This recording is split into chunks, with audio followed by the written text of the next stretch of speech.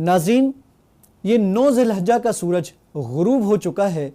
اب ہم نے مزدلفہ کی طرف سفر کرنا ہے، اور یہی مسنون عمل ہے جو کہ صحیح مسلم کی حدیث نمبر 1218 سے ثابت بھی ہے۔ یاد رہے کہ اس راستے میں اطمینان، سنجیدگی اور وقار کو ملحوظ رکھا جائے۔ اس کے ساتھ ساتھ تلبیہ پڑھتے رہنا ہے، اور یہ تلبیہ کا عمل 10 ذی الحجہ کے دن جب آپ جمرہ عقبہ کو کنکریاں ماریں گے تو اس وقت تک آپ نے تلبیہ پڑھنا ہے، اور اس کے بعد اس کو بند کر دینا ہے۔